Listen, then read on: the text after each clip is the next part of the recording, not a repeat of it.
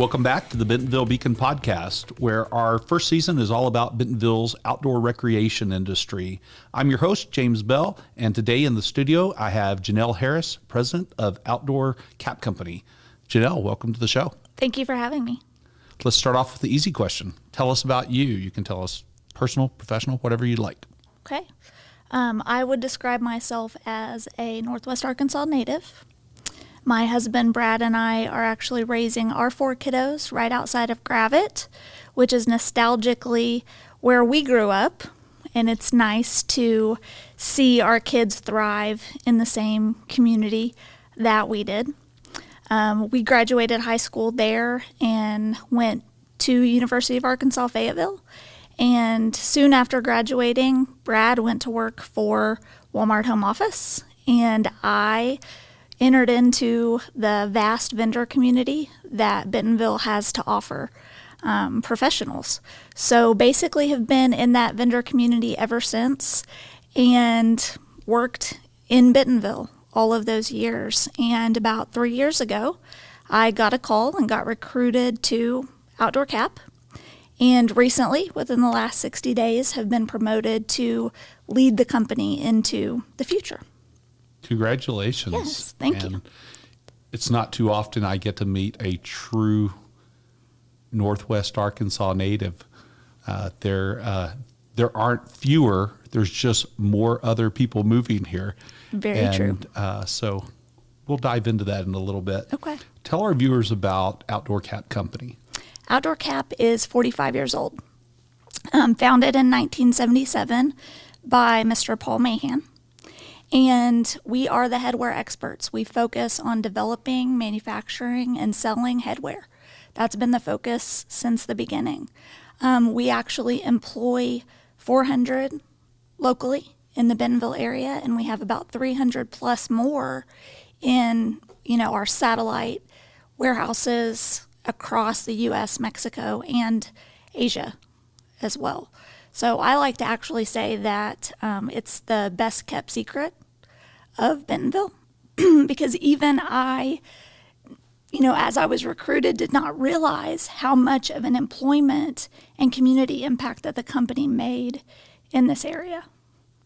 Wonderful. So can you tell us a little more about the history of the company and, what brought Outdoor Cap to be and what's y'all's secret sauce, or your competitive advantage, if you will? Well, what brought Outdoor Cap to be is kind of interesting. The Silicon Valley is known for garage startups, and Bentonville is, very similar.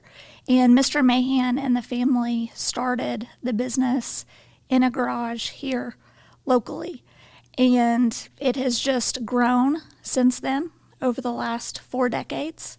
And I think some of what our secret sauce is our expertise focused on headwear, but also the people. We have a lot of people who are long-tenured, who are committed to our business and helping us be the experts and serving our customer. Loyalty to both the business and to each other. So definitely the people are our secret sauce. Awesome. I love garage startup stories. Can you tell us about, your company name is Outdoor is in the name. Sounds like outdoors are in the DNA of the company. Can you tell us more about that? It very much is. We really got our roots from being in outdoors and equipping outdoorsmen with headwear. So as we entered into the market, we were in hunting industries, in fishing industries, growing into team sports and baseball fields, and really just equipping all of those different activities to be outside. And we also have our own brand, Banner and Oak, and our tagline is made for out there. So really just try to keep our roots involved in everything that we do from a strategic positioning, and that helps us keep an advantage in the markets that we serve. Cool. I don't think I asked you, are your customers, is that direct to consumer or is it B2B or B2B2C? How does that work? All of the above. So we do a little bit of each. Our business model, we sell all of the major retailers, the Fortune 500s, but we also sell the promotional products industry, which serves mom and pops, which really pulls at a lot of our heartstrings because we feel like we are serving the American dream of small businesses across the nation that are selling, whether it be headwear or they might be selling other product categories to put food on the table for their families. And we also then serve team dealers who are equipping little leagues and baseball organizations throughout. And one of the ways that we do that is through our Major League Baseball partnership. We do the institutional replicas. So all of the little, T-ballers and the small youth sports that have Major League Baseball leagues, those are outdoor cap Oh, that's hats. pretty neat. Yes. So with the outdoors in your DNA, sounds like it's genuinely part of your team's everyday environment or their lives rather. How does the type of access that Bentonville offers to the outdoors affect the lives of your team members, and how does that affect the company and its success? We really want our team members to be able to work to live. And being here in Bentonville allows for them to be able to experience all of the culture that is offered. And outdoors is a piece of that. Art, culinary. There's so many great things about this area. But we're excited because we're right next to the new 8th Street Gateway that will connect us directly to trails. So no longer will it just need to be a hobby for our people. They'll have access during the work day, if they want to take a stroll on their lunch. So the infrastructure here and everything that's being built is helping us become more of a destination and an easier recruitment to be able to offer those things just in that work-life balance. That's pretty neat. That's one of the things that's really unique to Bentonville is this ability to hop on the trail just about from anywhere. I mean, even right behind our office. Absolutely. We have, access to the Razorback Greenway. Downtown's a 1/10 of a mile away. The Slaughter Pen Trail system is right there. It seems like everybody has access almost from their driveway or their back doorstep. It's Yes. really fantastic. And we have a lot of organic, people drive initiatives. And we have mountain bikers that get together and, you'll see them walking around. They're going biking on their lunch hour. We have actually a group of about 10 who have been training together on Saturdays to run in the Bentonville Half Oh, neat. this Saturday. And so just seeing that take shape of our own company culture, that's very rooted in who the city is as well. Yeah, you should send some of your folks over on Fridays at lunch to the chamber. So the Greater Bentonville Area Chamber of Commerce at 11:30 every Friday has a Friday ride day. I don't know of another chamber that does that. That's very what I would call a because Bentonville thing, but it's a lot of fun. So what else do you love about Bentonville? Like I said, it's not just limited to to the outdoors. There's a lot of indoors. There's so much for families here, whether it be the Amazeum or climb, so many different activities that that businesses have brought about that makes it hard to not love it. And for us, my family specifically, we live still in the country on a small farm. It's only 18 miles to everything that's great about Bentonville, but this community also allows for hometown feel and being able to be a little bit more rural in some of the things that we do. Yeah, that's one of the neat things about Northwest Arkansas is I feel like we're not rural. Well, you could drive 15 minutes any direction and be on a gravel road or be somewhere rural or at the farm, but we're also not metropolitan. We're sort of micropolitan. The region itself, which is two counties, has 560,000 people in it. Of course, we're growing so rapidly, we'll be at 1 million by 2040, which is almost mind-boggling. I mean, you have Bentonville that's grown up from, know, maybe 20 years ago it was 20,000 people and it has 55,000 now. I might be a little off on 20 years ago, but not by much. And it's growing in a really cool way, so that these different cities along what I like to call the I-49 Innovation Corridor have all their different, they're different in character and feel, and there's a little something for everybody, and you can get exactly what you want here. It's just like living in a big city, except it's small. It's really cool. When you think about outdoor recreation, Bentonville is the perfect base camp, especially here in the middle of the country. It has everything. We've got mountains, we've got streams, lakes, rivers, everything that, you could do in the outdoors except go to the ocean or snow ski. Maybe this winter you could have snow ski a little if you found a hill that you might want to ski down. But,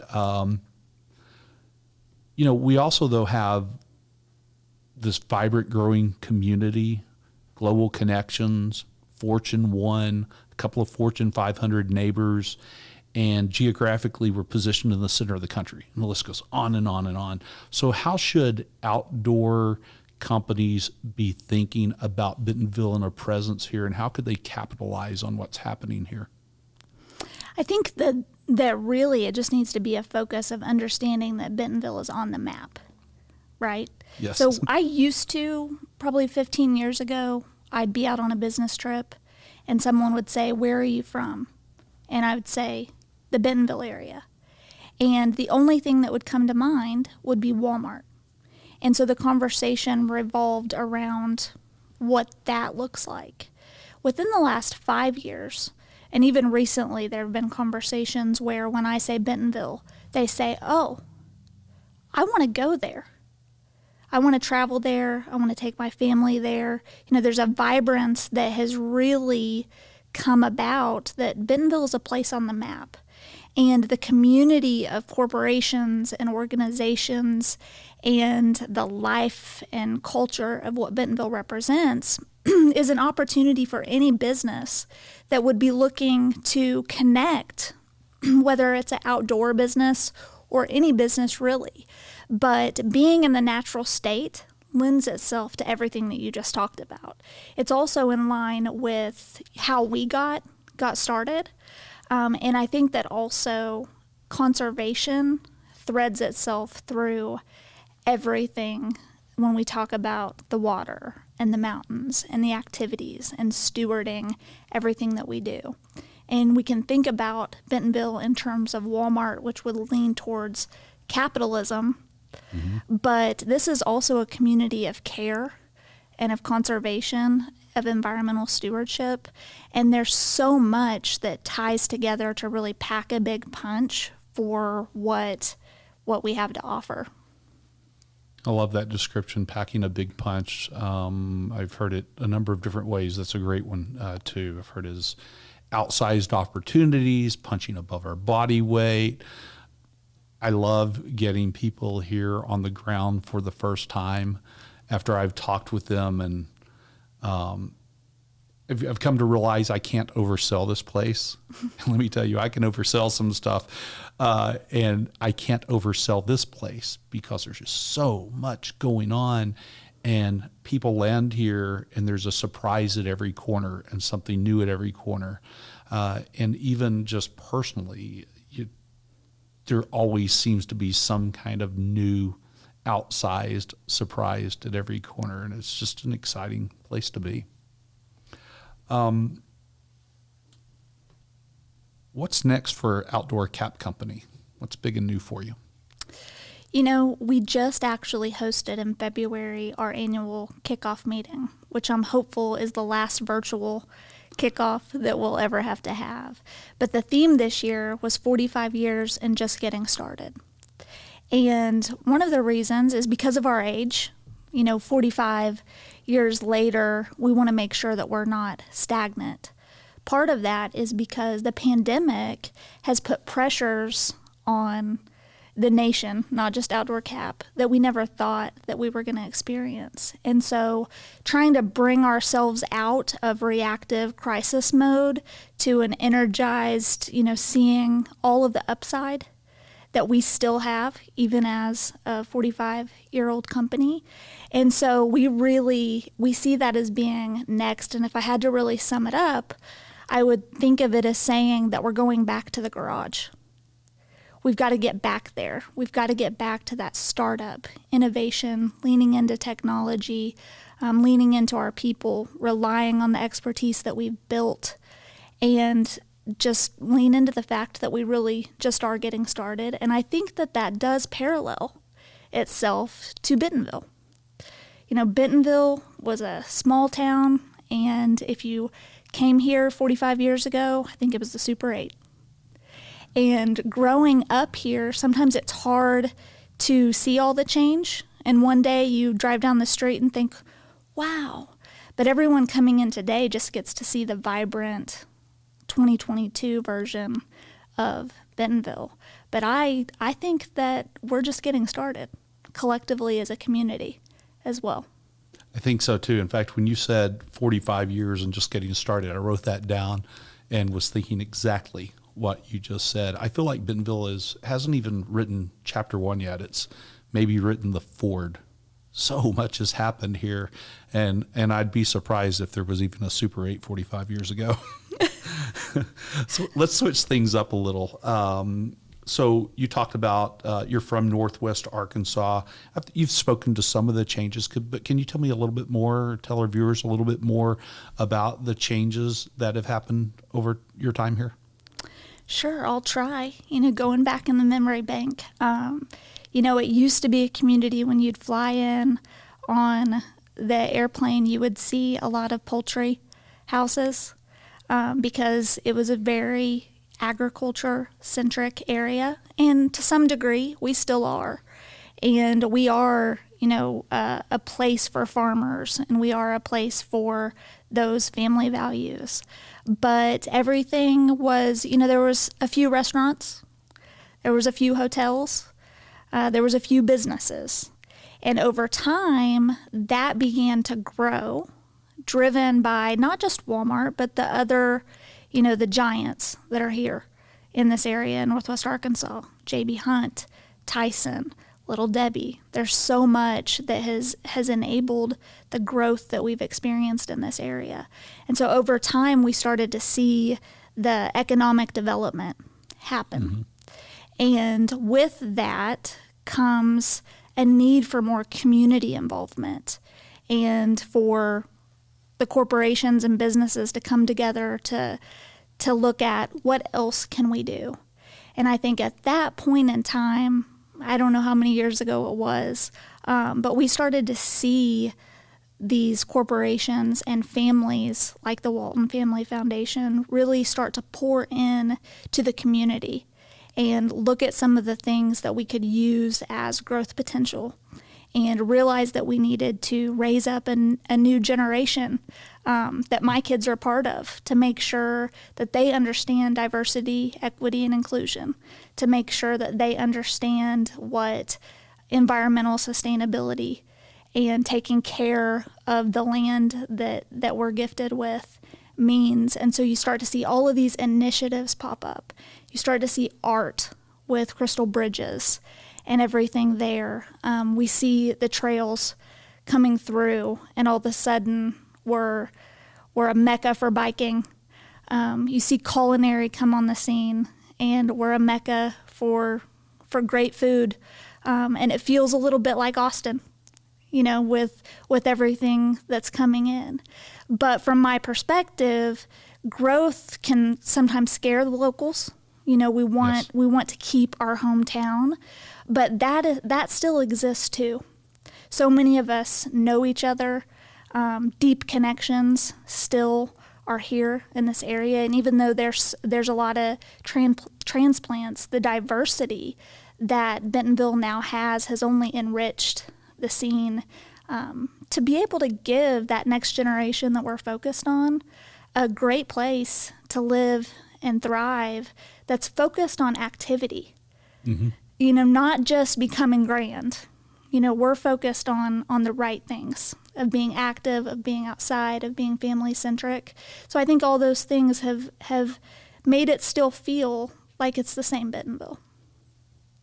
Yeah, that's one of the things that attracted my family here. We got here in December 2020, and it's me and my wife, and we brought her parents with us, and then we have a almost 22-month-old boy, and I am thrilled to be in a place that we can say, this is it.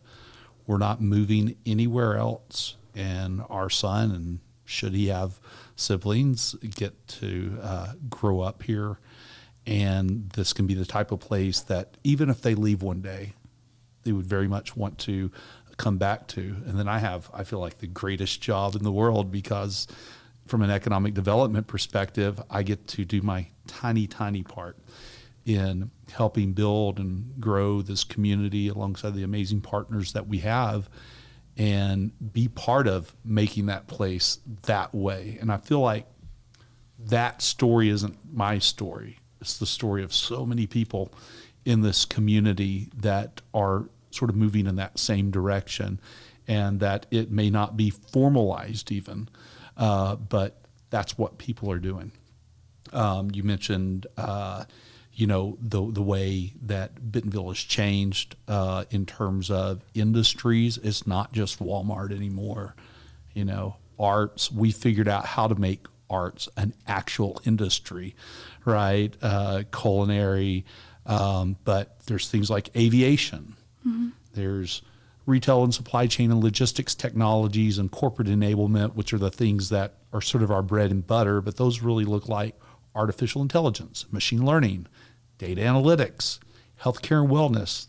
The world will know that Bentonville is here from a healthcare and wellness perspective in the next few years. It'll be like we just came out of left field with the things that are happening here in that space. And I'm just excited to see, what continues to happen. So switching things up a little bit on you, if I were an aspiring outdoor recpreneur, what's the one piece of advice that you would give me? I think my piece of advice would be to form connections, to make your business about community and partnerships. And if you're starting in your garage, also to dream big and to find a home that really ties in to your business.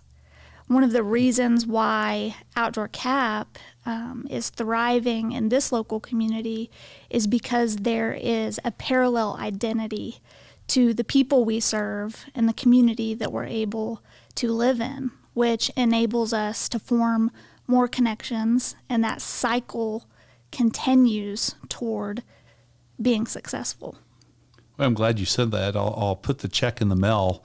I promise I didn't prompt Jeanelle to say this, but when I'm recruiting companies, one of the things I look for is their culture and their leadership and the people that they might bring here to find out if they want to be part of building this place, because that creates a multiplier effect. And I also know people who are driven in that way have friends who are driven in that way, and it just makes this place go even faster, if that's even possible at this point, at the speed we're going. What should I have asked you that I did not? I think the one thing that I would want people to know about Outdoor Cap, and in turn myself, my family, because it all ties together, is our pull towards community and corporate citizenship. And the fact that we don't want to just exist in Bentonville as a company without giving back as well.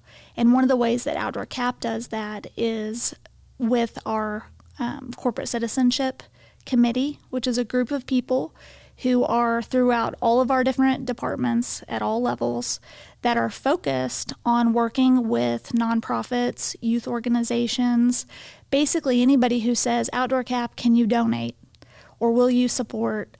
And they really vet every opportunity, manage that budget of our philanthropic efforts also engage our groups to make sure that we're going out together as the boots on the ground. And corporate responsibility is something that is tied closely to our mission, vision, and values. And it allows us every day to come in with a purpose that's more than just selling caps each day. And there's no greater joy. Selling caps is fun. It's a lot of fun. But when you can actually send a group out with donated caps that are actually benefiting something purposeful in the community, that's a whole lot better. And that is really the stamp of what Outdoor Cap stands for as a culture. On April 8th, we're actually working with the city of Bentonville on the Keep Arkansas Beautiful cleanup.